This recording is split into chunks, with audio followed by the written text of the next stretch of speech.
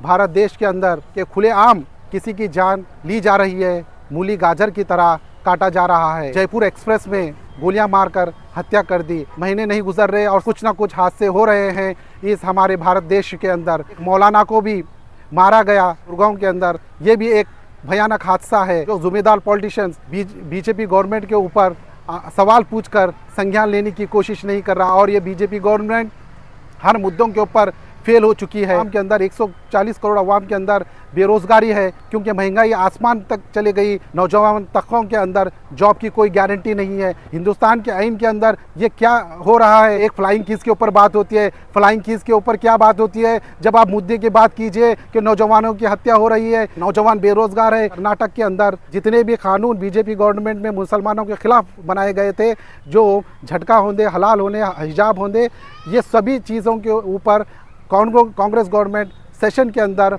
विधानसभा के अंदर एक बिल रखेंगे बोल के उम्मीद थी, मगर गवर्नमेंट ने सेशन में एक भी मुसलमानों के हित के अंदर एक भी बिल रखा नहीं। तो इससे क्या महसूस होता है कि मुसलमानों के अंदर मायूसी आपको दिख नहीं रही, क्योंकि आपको जब 88% मुसलमान ने बेलॉस आपको अनकंडीशनल सपोर्ट करके आपको मेजॉरिटी में सिंगल लार्जेस्ट पार्टी आपको बनाया है, तो इसका आपको मुआवजा देना पड़ेगा। मुसलमानों के जितने भी मस्जिदों को तोड़ा गया जब बीजेपी गवर्नमेंट थी, मुसलमानों के ऊपर बहुत सारे अत्याचार हुए हैं। डीजे हल्ली का केस, लंद का इशू, हम कई ऐसे दीगर नौजवान मुसलमानों के ऊपर केसेस डाले गए हैं। बीजेपी गवर्नमेंट को ये पब्लिक ने इस तरीके से नकार दिया और कांग्रेस गवर्नमेंट को हुकूमत में लाया। हम कांग्रेस गवर्नमेंट से अपील करते हैं, जितने भी मुसलमान के ऊपर, नौजवान बच्चों के ऊपर जो केसेस हैं, उसको आप इमीडिएटली एक्शन लेके आप उसको विड्रॉ कीजिए। बड़ी रौनक थी इस घर में,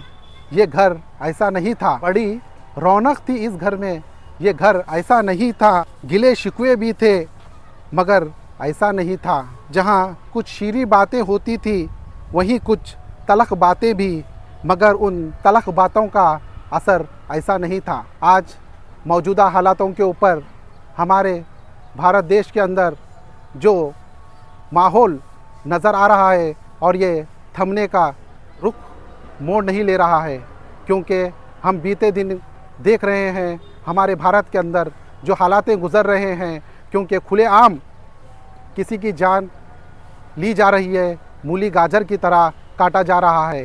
ये हालातों के ऊपर हम ये आवाज़ बुलंद करने की कोशिश कर रहे हैं और ये पॉलिटिशियंस को जगाने की कोशिश कर रहे हैं, क्योंकि हमने देखा है जो जयपुर एक्सप्रेस में जिन आदमियों ने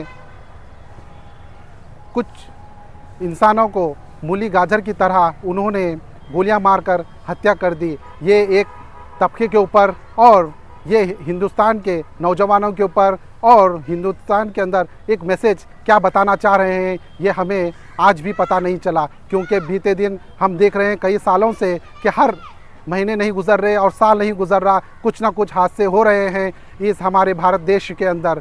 क्योंकि एक मौलाना को भी मारा गया गुड़गांव के अंदर, ये भी एक भयानक हादसा है।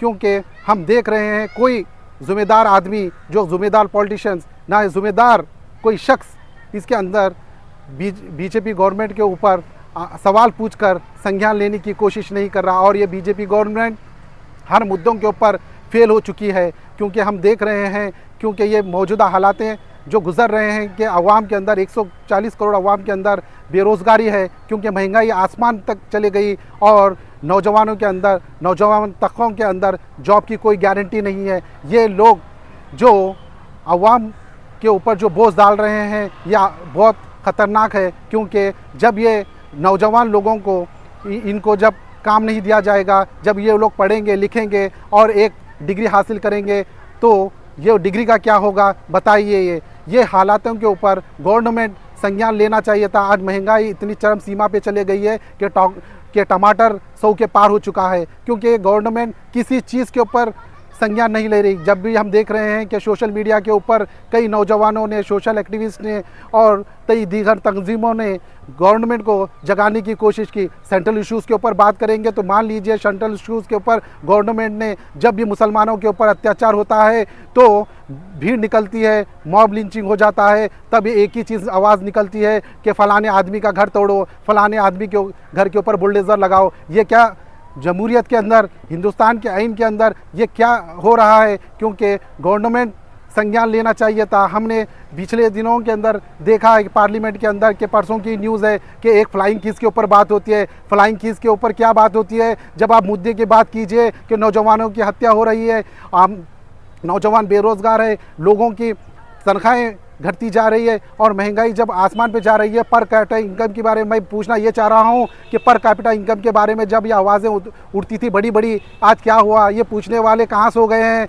जब इलेक्शन का टाइम आता है, जब वोट लेने का टाइम आता है तो पर इनकम कैपिटल की बात करते हैं। तो एक लेबर कैटेगरी की क्या उसका खर्चा होगा बताइए आप? जब वो 300 रुपये कमा रहा है, जब उसका खर्चा हो रहा है 500 रुपये, जब मैं बार बार ये आवाज़ उठाते हैं हम लोग कि पर कैपिटा इनकम की बात करते हैं, जब इलेक्शन आता है तो आज पर कैपिटा इनकम पूछने वाले कहाँ चले गए? सो गए हैं ना? उनके हाथों के अंदर जब हुकूमत भी आती है तो पर इनकम कैपिटल की आवाज़ें उनके सूख जाते हैं। तो हम ये अवाम की तरफ से एक डिमांड करते हैं कि गवर्नमेंट जल्द से जल्द हर मुद्दों के ऊपर संज्ञान ले, क्योंकि आने वाले दिनों के अंदर हमें जो माहौल नज़र आ रहा है, ये माहौल हमारे इस देश को किस दिशा में लेके जा रहा है ये हमें पता नहीं हो रहा। कर्नाटक की गवर्नमेंट कर्नाटक के अंदर फॉर्म होके चंद महीने हो चुके हैं, पर जब बीजेपी गवर्नमेंट थी यहाँ पर मुसलमानों के ऊपर बहुत सारे अत्याचार हुए हैं।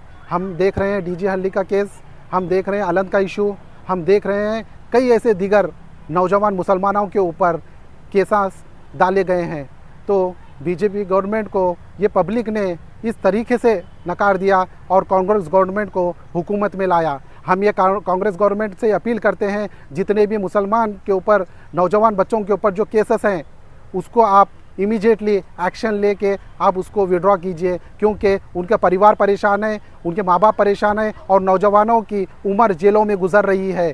रही बात दूसरी कि कर्नाटक के अंदर जो हिजाब का मसला था, जो हलाल का मसला था, झटके का मसला था, अज़ां का मसला था, जो इलेक्शंस में बार बार ये सुनाई दे रहा था कि हम जब सरकार में आएंगे तो ये पूरे मसलों को हम दूर करेंगे और एक नए कानून के अंदर इसको ऐड करेंगे, क्योंकि जो पिछले कानून हैं एक तबके को एक साजिश के तौर पर यूज़ किया गया है कानून को। ये आपका कहना था, मगर जब से आपकी सरकार बनी हुई है आपने इसके ऊपर संज्ञान नहीं लिया, क्योंकि पिछले दिनों में कर्नाटक का सेशन कंप्लीट हुआ। सेशन के अंदर मुसलमानों का एक सोच थी, एक मुसलमानों की एक तड़प थी कि जितने भी कानून बीजेपी गवर्नमेंट में मुसलमानों के ख़िलाफ़ बनाए गए थे, जो झटका होंदे, हलाल होने, हिजाब होंदे, ये सभी चीज़ों के ऊपर कांग्रेस गवर्नमेंट सेशन के अंदर, विधानसभा के अंदर एक बिल रखेंगे बोल के उम्मीद थी, मगर गवर्नमेंट ने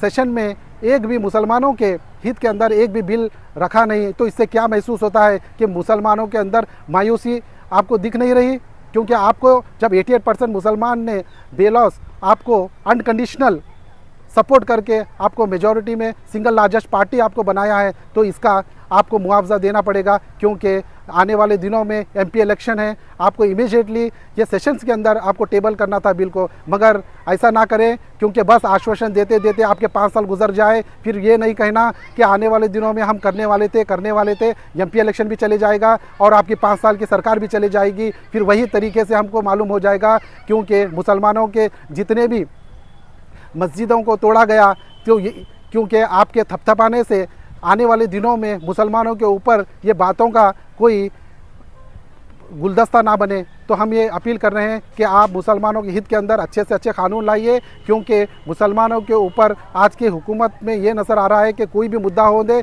मुसलमानों के ऊपर डाइवर्ट किया जा रहा है। तो कांग्रेस गवर्नमेंट से अपील है और लीडर से भी अपील है, एमएलए से अपील है, इस बात को आप संज्ञान लीजिए।